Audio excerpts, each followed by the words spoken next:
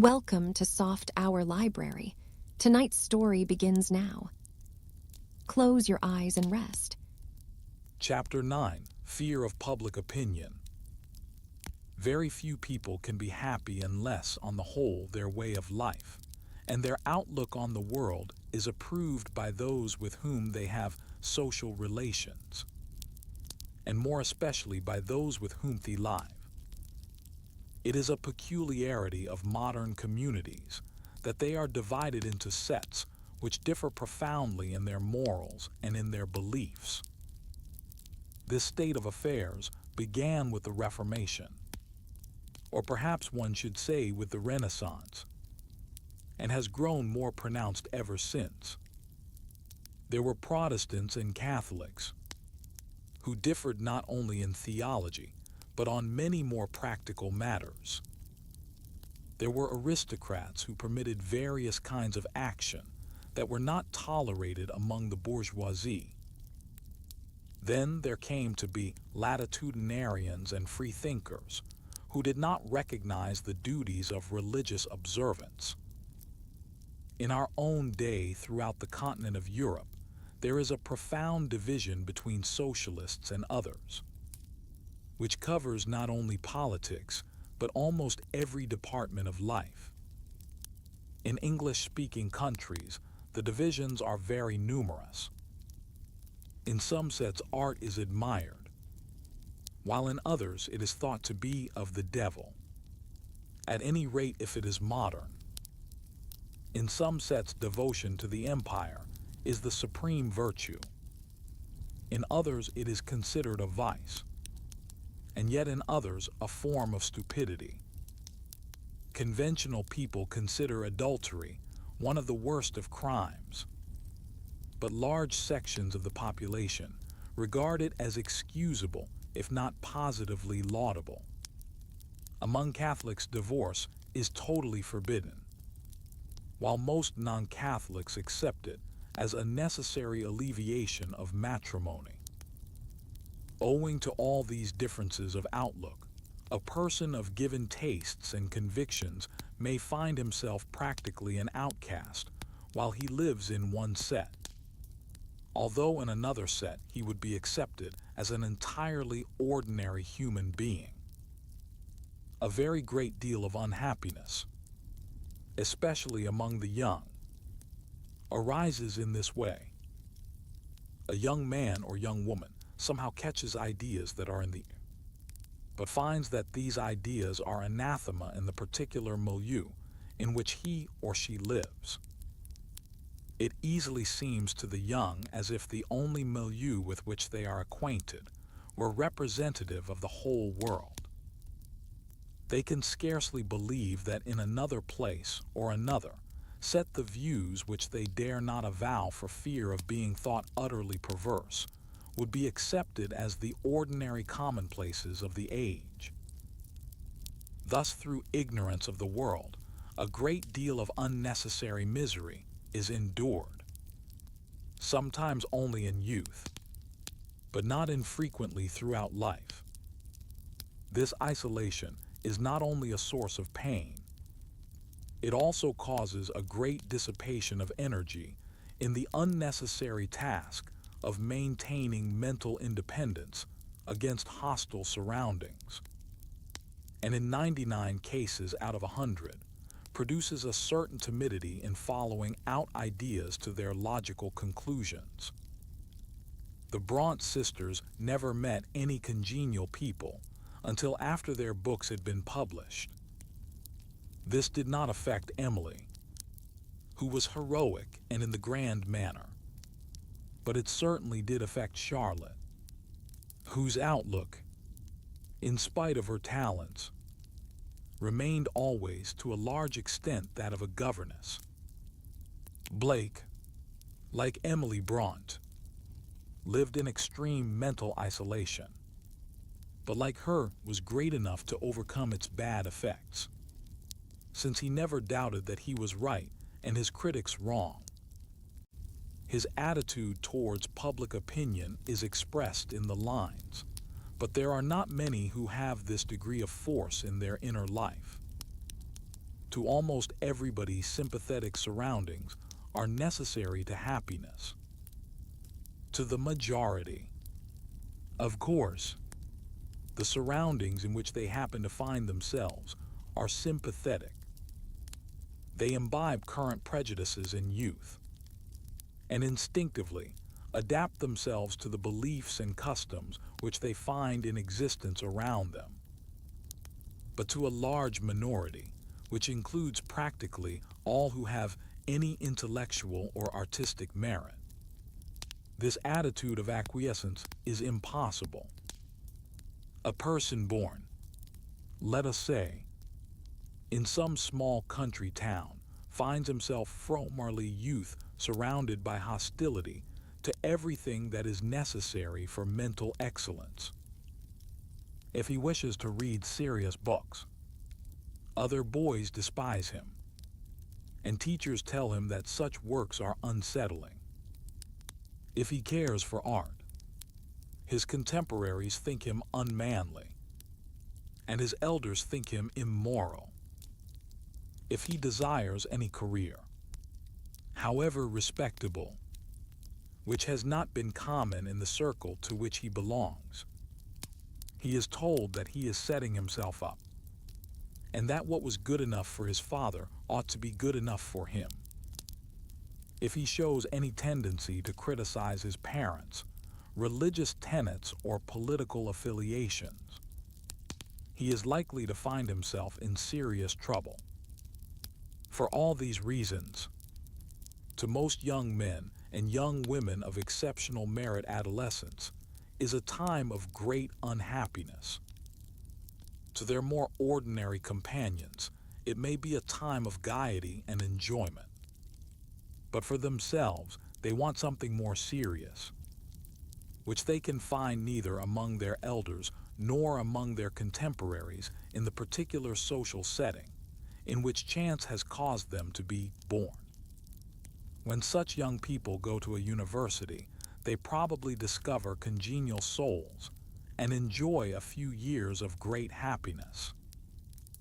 If they are fortunate, they may succeed, on leaving the university, in obtaining some kind of work that gives them still the possibility of choosing congenial companions. An intelligent man who lives in a city as large as London or New York can generally find some congenial set in which it is not necessary to practice any constraint or hypocrisy. But if his work obliges him to live in some smaller place, and more particularly if it necessitates retention of the respect of ordinary people, as is the case, for example, with a doctor or a lawyer, he may find himself throughout his whole life practically compelled to conceal his real tastes and convictions from most of the people that he meets in the course of his day. This is especially true in America because of the vastness of the country. In the most unlikely places, north, south, east, and west, one finds lonely individuals who know from books that there are places where they would not be lonely, but who have no chance to live in such places, and only the rarest opportunity of congenial conversation. Real happiness in such circumstances is impossible to those who are built on a less magnificent scale than Blake and Emily Bront. If it is to become possible, some way must be found by which the tyranny of public opinion can be either lessened or evaded, and by which members of the intelligent minority can come to know each other and enjoy each other's society. In a good many cases, unnecessary timidity makes the trouble worse than it need be. Public opinion is always more tyrannical towards those who obviously fear it than towards those who feel indifferent to it. A dog will bark more loudly and bite more readily when people are afraid of him than when they treat him with contempt. and the human herd has something of this same characteristic. If you show that you are afraid of them, you give promise of good hunting, whereas if you show indifference, they begin to doubt their own power and therefore tend to let you alone. I am not, of course, thinking of extreme forms of defiance.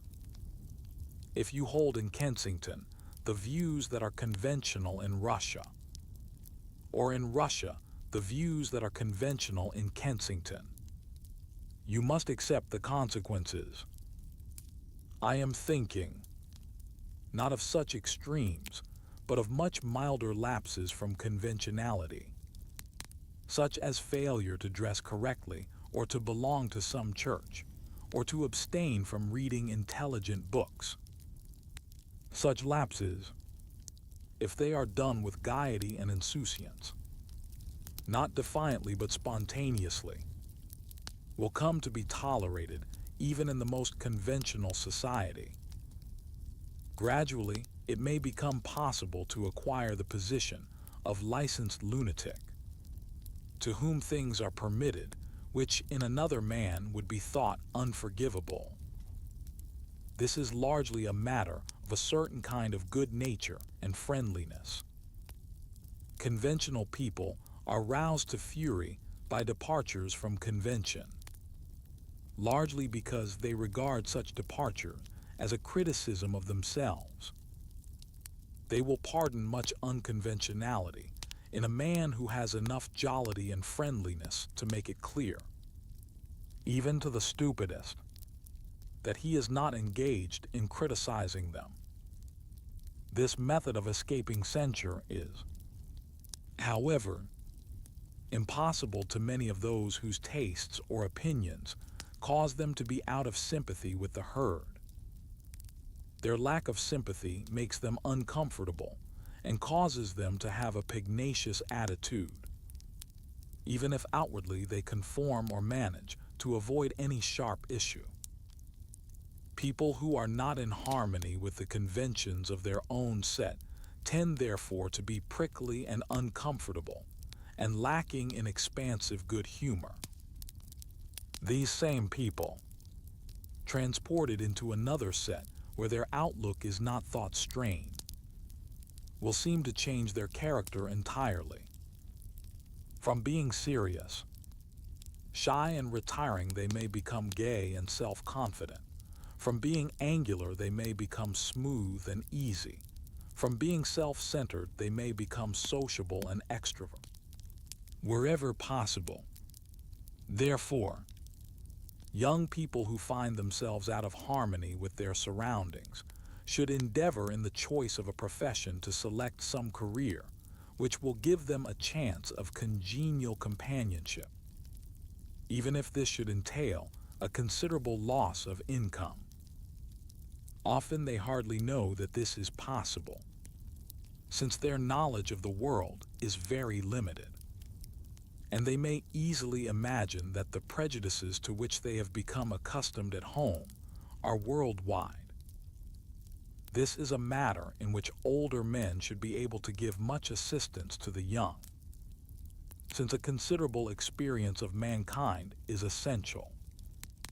It is customary in these days of psychoanalysis to assume that, when any young person is out of harmony with his environment, the cause must lie in some psychological disorder. This is to my mind a complete mistake. Suppose, for example, that a young person has parents who believe the doctrine of evolution to be wicked. Nothing except intelligence is required in such a case to cause him to be out of sympathy with them.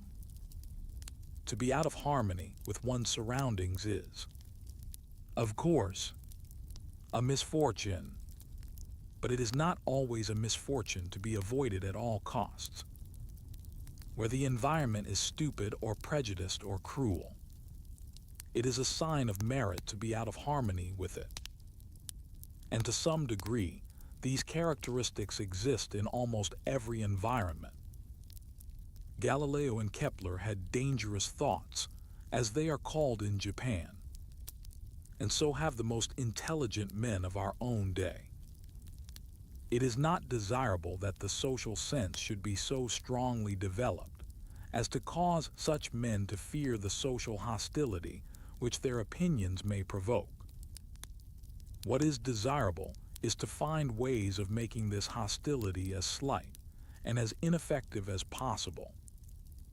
In the modern world, the most important part of this problem arises in youth. If a man is once launched upon the right career and in the right surroundings, he can in most cases escape social persecution.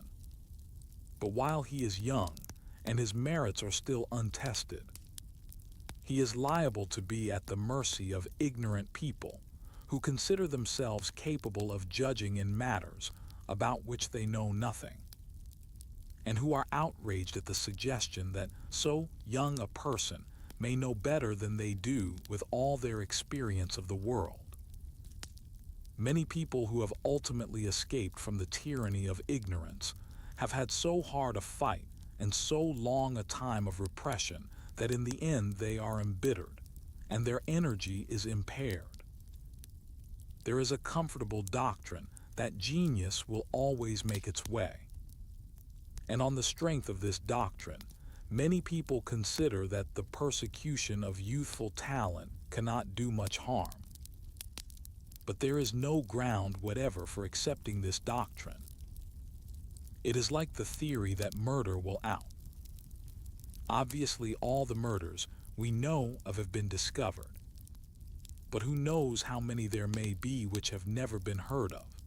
In like manner, all the men of genius that we have ever heard of have triumphed over adverse circumstances.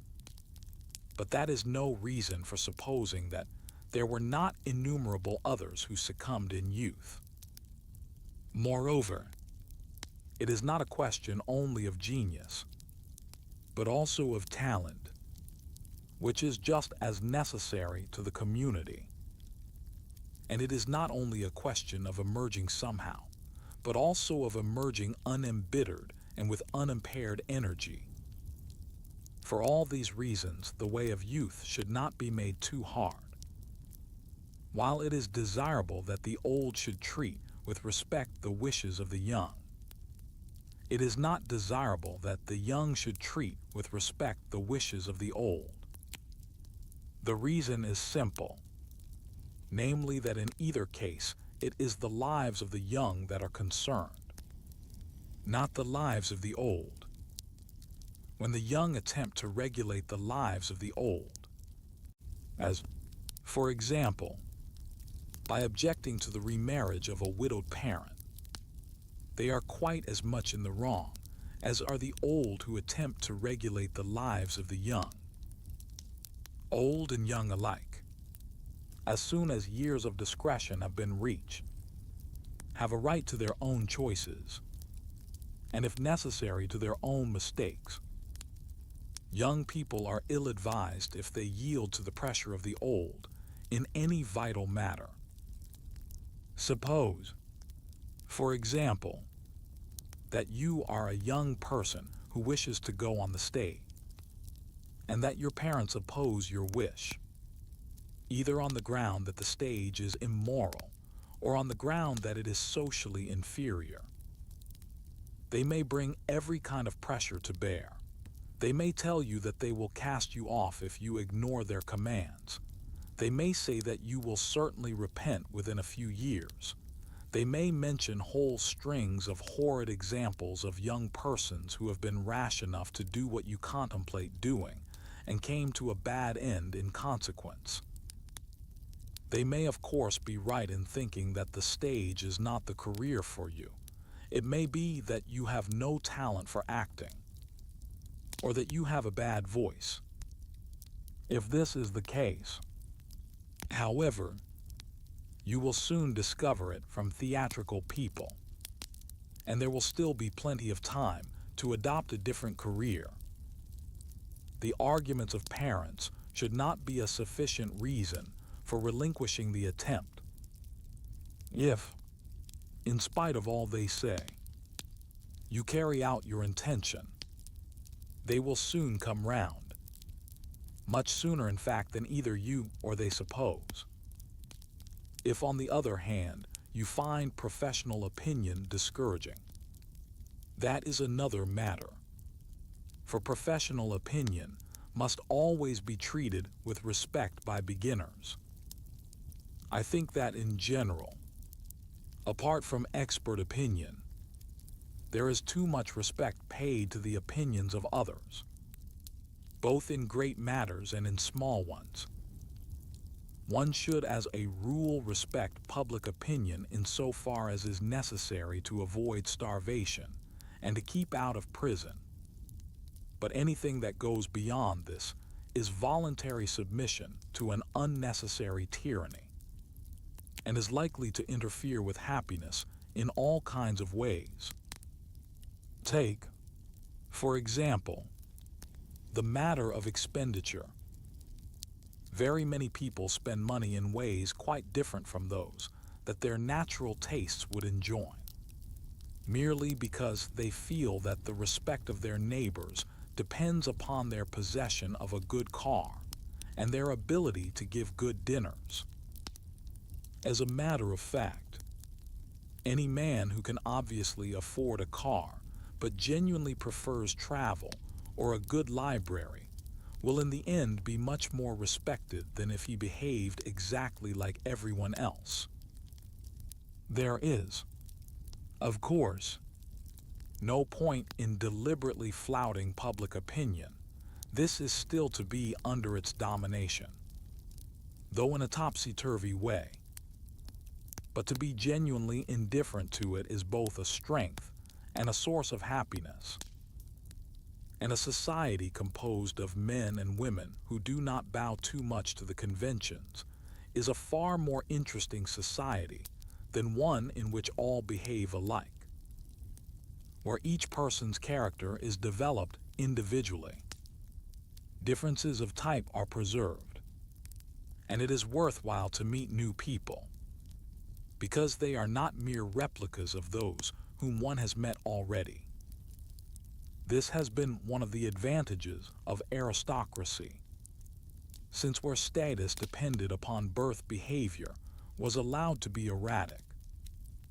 In the modern world, we are losing this source of social freedom, and therefore a more deliberate realization of the dangers of uniformity has become desirable. I do not mean that people should be intentionally eccentric, which is just as uninteresting as being conventional.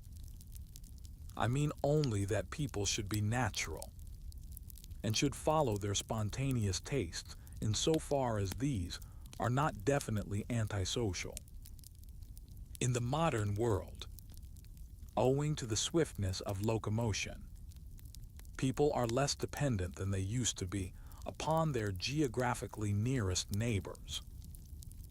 Those who have cars can regard as a neighbor any person living within 20 miles. They have therefore a much greater power than was formerly the case of choosing their companions. In any populous neighborhood, a man must be very unfortunate if he cannot find congenial souls within 20 miles. The idea that one should know one's immediate neighbors has died out in large centers of population, but still lingers in small towns and in the country.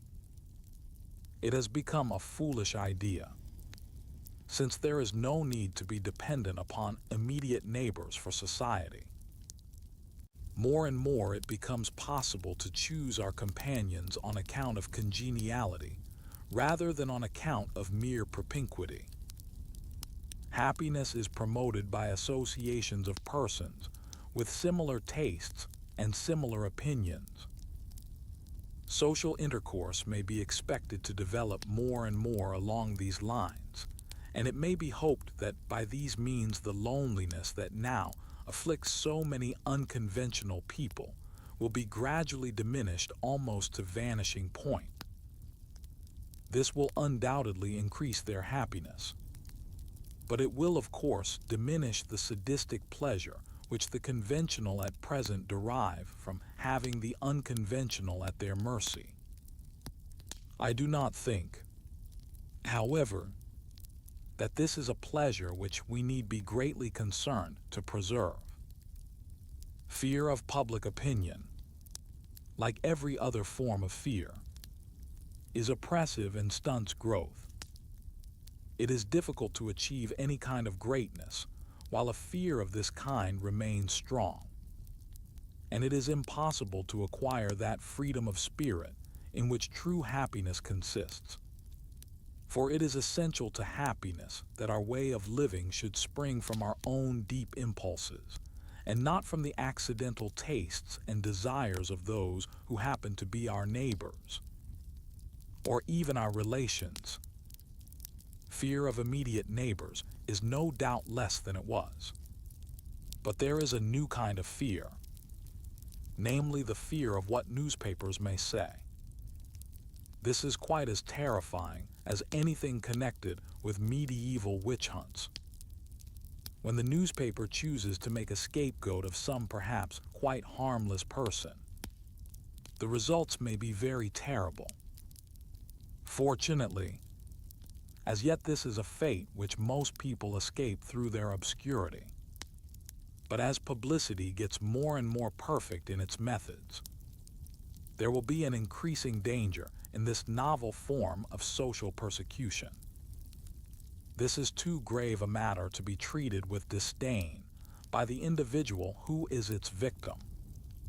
And whatever may be thought of the great principle of the freedom of the press, I think the line will have to be drawn more sharply than it is by the existing libel laws. And anything will have to be forbidden that makes life intolerable for innocent individuals, even if they should happen to have done or said things which, published maliciously, can cause them to become unpopular. The only ultimate cure for this evil is, however, an increase of toleration on the part of the public. The best way to increase toleration is to multiply the number of individuals who enjoy real happiness and do not therefore find their chief pleasure in the infliction of pain upon their fellow men. Part II, Causes of Happiness, Chapter 10, Is Happiness Still Possible? So far we have been considering the unhappy man. We now have the pleasanter task of considering the happy man. From the conversation and the books of some of my friends, I have been almost led to conclude that happiness in the modern world has become an impossibility. I find, however, that this view tends to be dissipated by introspection, foreign travel, and the conversation of my gardener. The unhappiness of my literary friends I have considered in an earlier chapter. In the present chapter, I wish to make a survey of the happy people that I have come across in the course of my life. Happiness is of two sorts, though, of course, there are intermediate degrees. The two sorts I mean might be distinguished as plain and fancy, or animal and spiritual, or of the heart and of the head. The designation to be chosen among these alternatives depends, of course, upon the thesis to be proved. I am at the moment not concerned to prove any thesis, but merely to describe. Perhaps the simplest way to describe the difference between the two sorts of happiness is to say that one sort is open to any human being, and the other only to those who can read and write. When I was a boy, I knew a man bursting with happiness, whose business was digging wells. He was of enormous height and of incredible muscles. He could neither read nor write.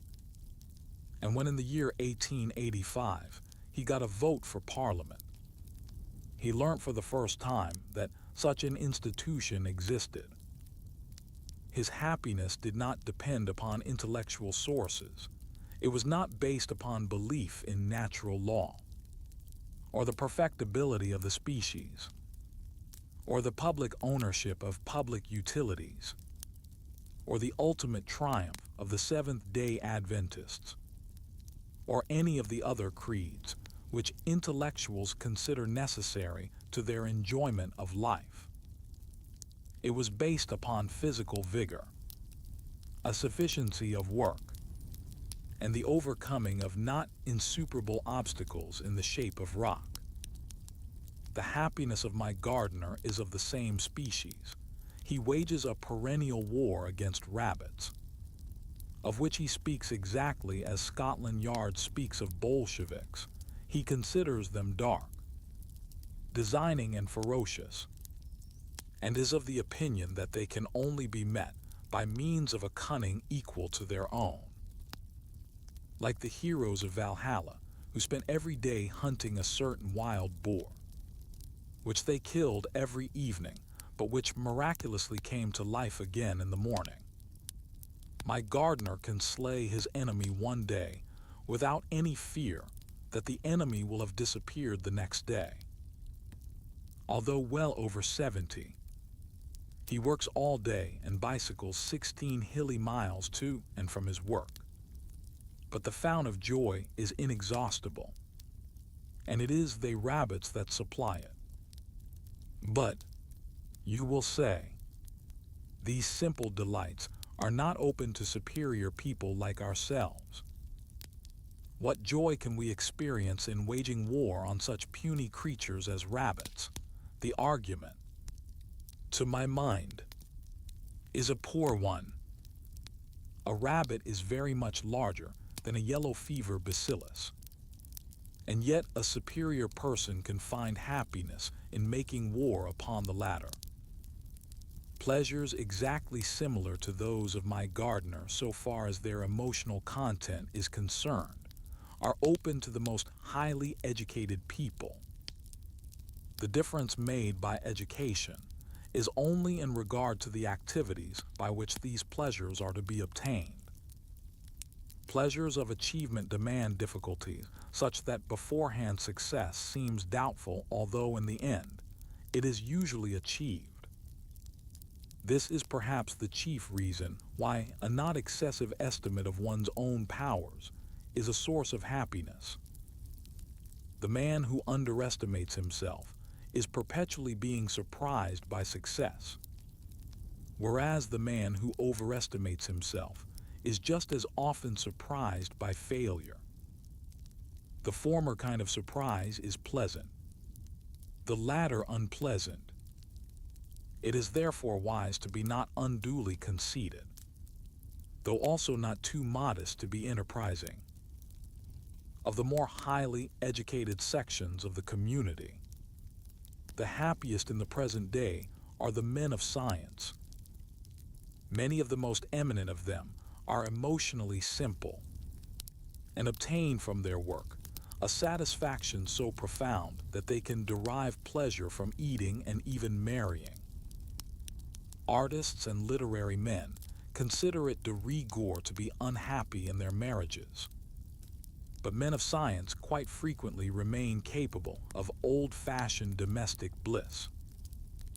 The reason for this is that the higher parts of their intelligence are wholly absorbed by their work, and are not allowed to intrude into regions where they have no functions to perform.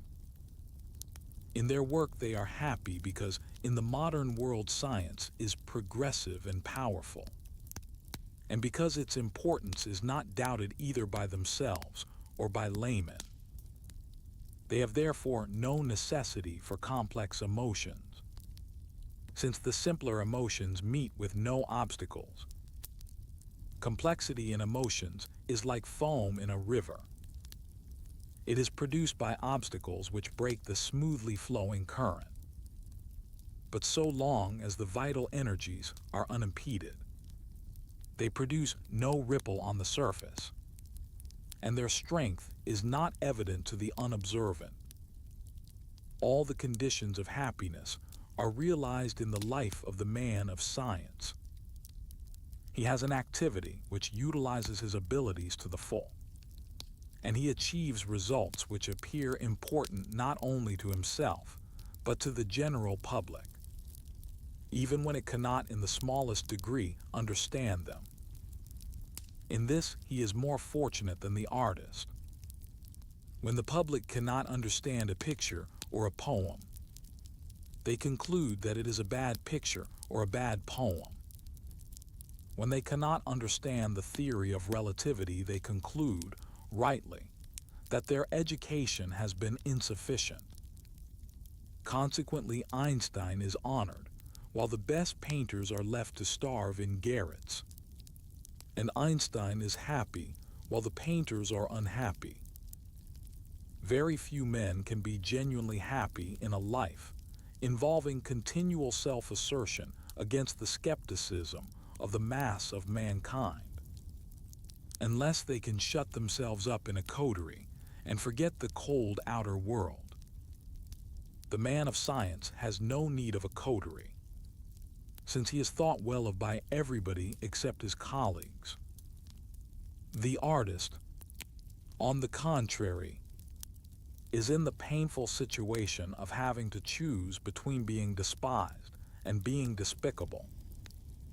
If his powers are of the first order, he must incur one or the other of these misfortunes, the former if he uses his powers, the latter if he does not. This has not been the case always and everywhere. There have been times when even good artists, even when they were young, were thought well of. Julius II, though he might ill-treat Michelangelo, never supposed him incapable of painting pictures. The modern millionaire, though he may shower wealth upon elderly artists after they have lost their powers, never imagines that their work is as important as his own. Perhaps these circumstances have something to do with the fact that artists are on the average less happy than men of science. It must, I think, be admitted that the most intelligent young people in Western countries tend to have that kind of unhappiness that comes of finding no adequate employment for their best talents. This, however, is not the case in Eastern countries. The intelligent young at the present day are probably happier in Russia than anywhere else in the world. They have there a new world to create, and an ardent faith in accordance with which to create it. The old have been executed, starved, exiled, or in some other way disinfected, so that they cannot, as in every Western country, compel the young to choose between doing harm and doing nothing. To the sophisticated Occidental, the faith of the young Russian may seem crude. But, after all, what is there to be said against it? He is creating a new world. The new world is to his liking. The new world will almost certainly, when created, make the average Russian happier than he was before the revolution. It may not be a world in which the sophisticated Western intellectual would be happy, but the sophisticated Western intellectual does not have to live in it by any pragmatic test. Therefore, the faith of young Russia is justified, and to condemn it as crude can have no justification except on a basis of theory. In India, China, and Japan, external circumstances of a political sort interfere with the happiness of the young intelligentsia. But there is no such internal obstacle as exists in the West. There are activities which appear important to the young, and, insofar as these activities succeed, the young are happy. They feel that they have an important part to play in the national life, and aims to pursue which, though difficult, are not impossible to realize. Cynicism, such as one finds very frequently among the most highly educated young men and women of the West, results from the combination of comfort with powerlessness. Powerlessness makes people feel that nothing is worth doing, and comfort makes the painfulness of this feeling just endurable. Throughout the East, the university student can hope for more influence upon public opinion than he can have in the modem West. But he has much less opportunity than in the West of securing a substantial income. Being neither powerless nor comfortable, he becomes a reformer or a revolutionary, not a cynic. The happiness of the reformer or revolutionary depends upon the course of public affairs. But probably even while he is being executed, he enjoys more real happiness than is possible for the comfortable cynic. I remember a young Chinese visitor to my school who was going home to found a similar school in a reactionary part of China.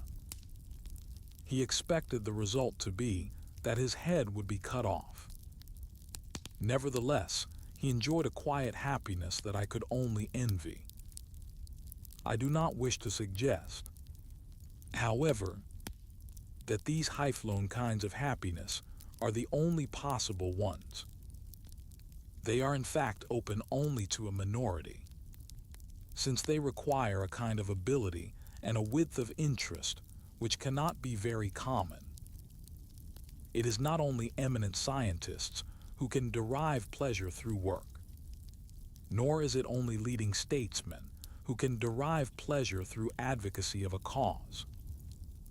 The pleasure of work is open to anyone who can develop some specialized skill, provided that he can get satisfaction from the exercise of his skill without demanding universal applause. I knew a man who had lost the use of both legs in early youth, but he had remained serenely happy throughout a long life. He had achieved this by writing a work in 5 volumes on rose blight, on which I always understood he was the leading expert.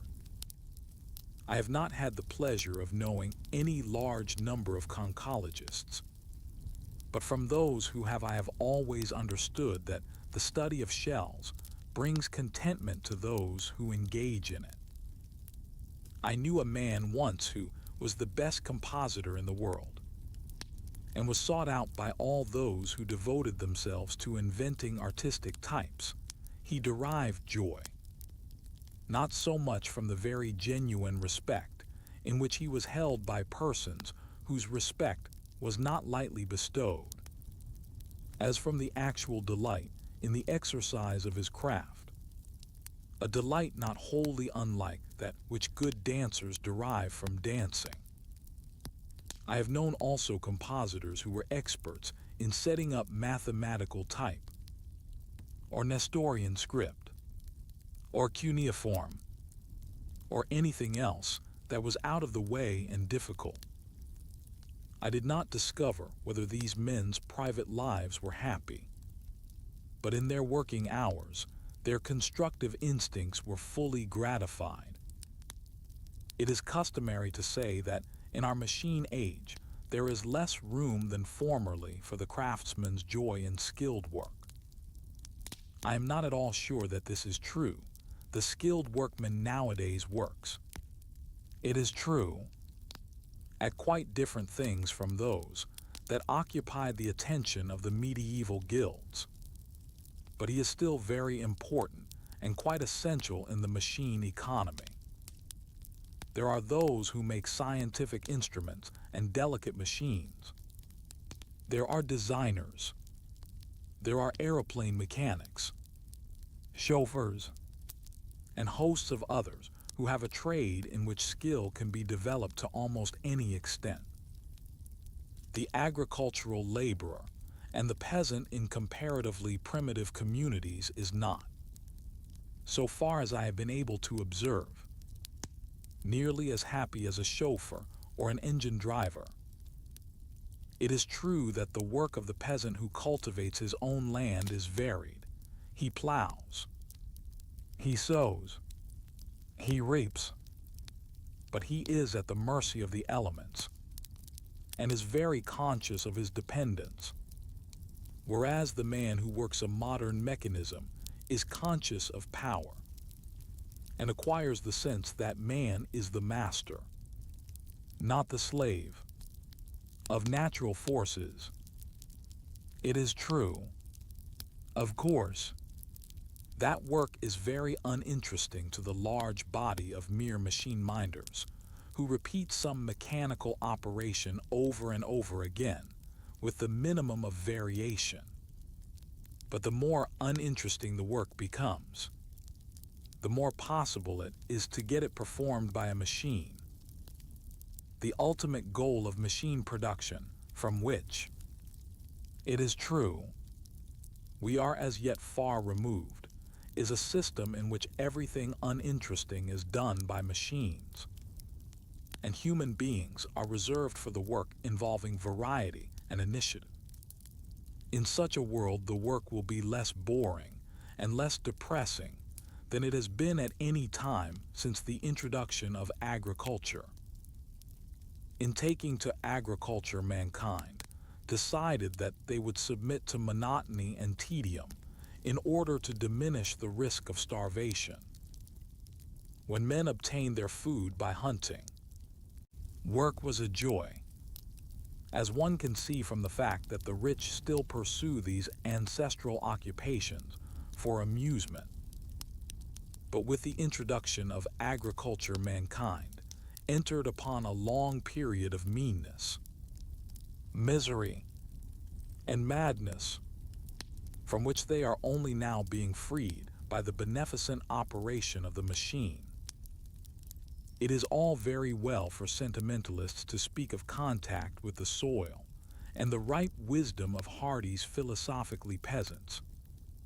But the one desire of every young man in the countryside is to find work in towns where he can escape from the slavery of wind and weather and the solitude of dark winter evenings into the reliable and human atmosphere of the factory and the cinema.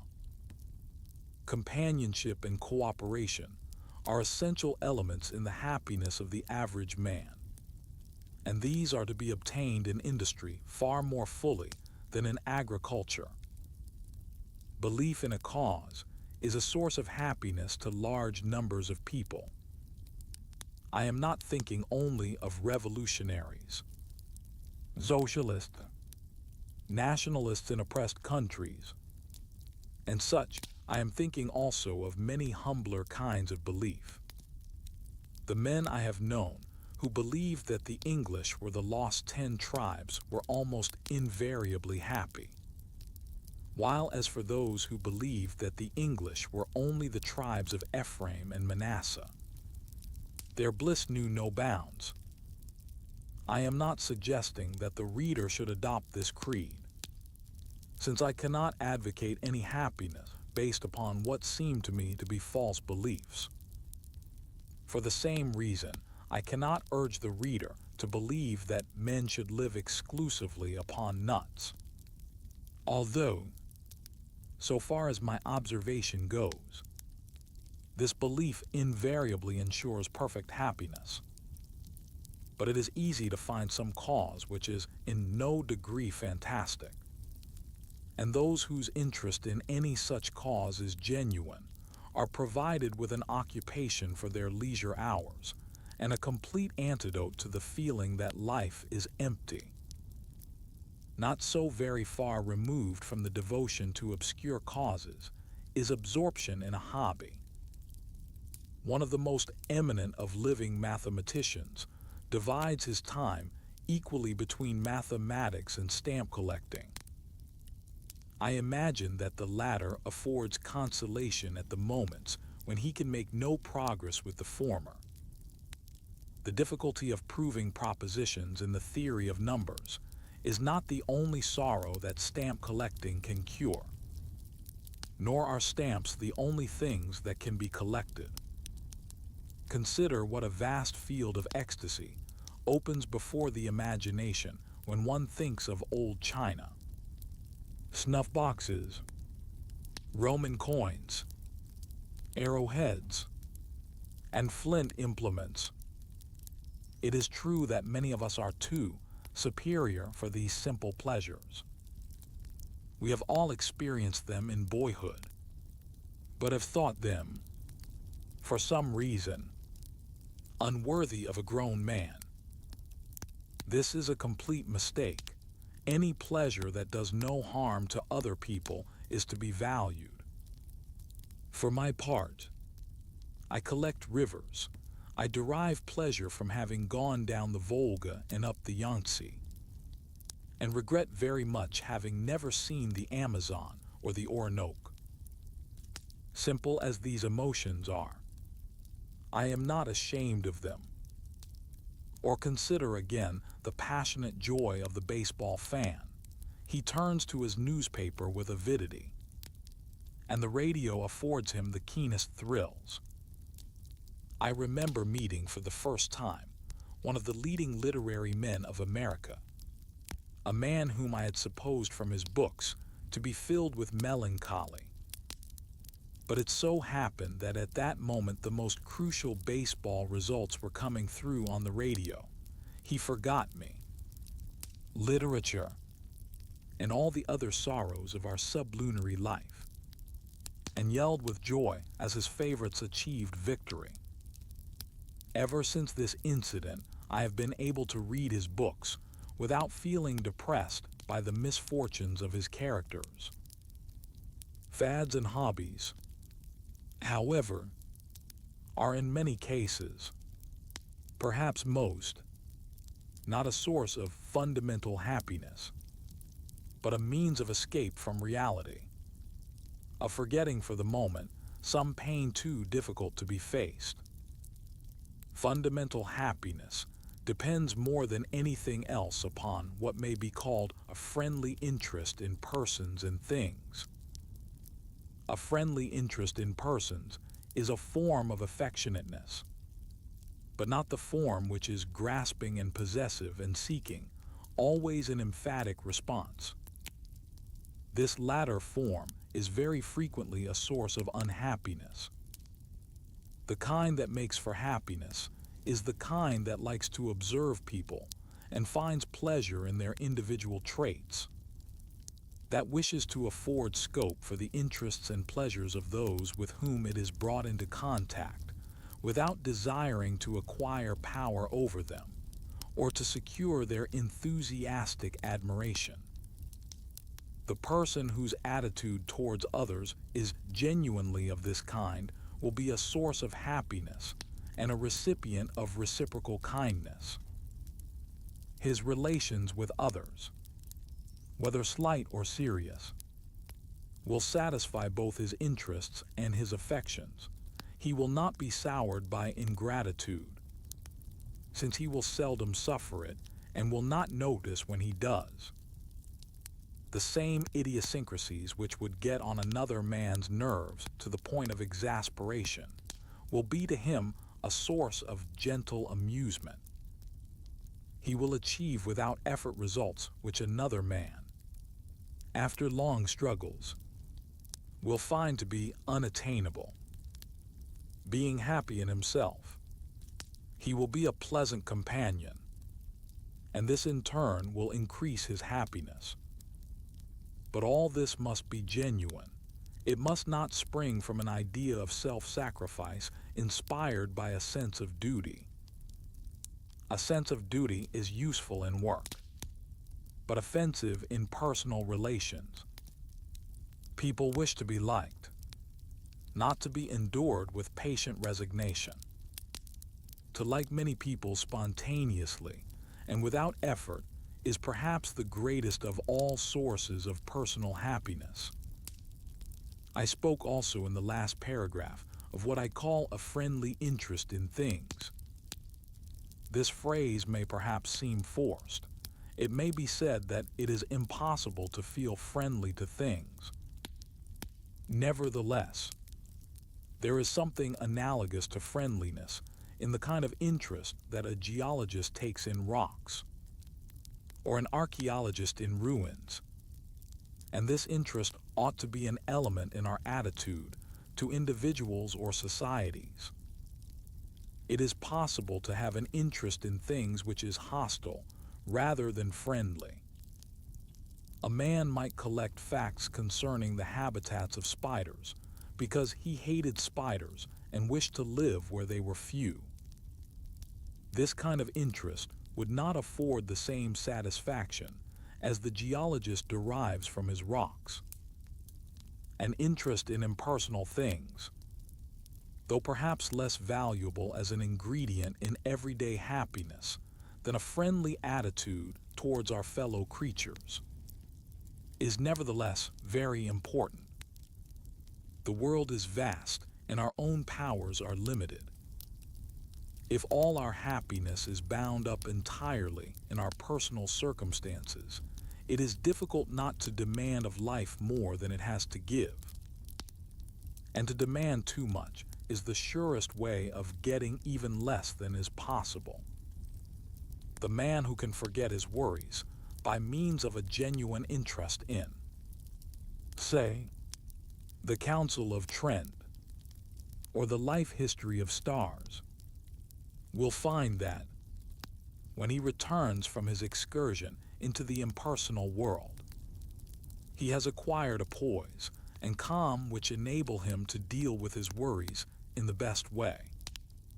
And he will in the meantime have experienced a genuine, even if temporary, happiness. The secret of happiness is this: let your interests be as wide as possible, and let your reactions to the things and persons that interest you be as far as possible friendly rather than hostile. This preliminary survey of the possibilities of happiness will be expanded in subsequent chapters, together with suggestions as to ways of escaping from psychological sources of misery.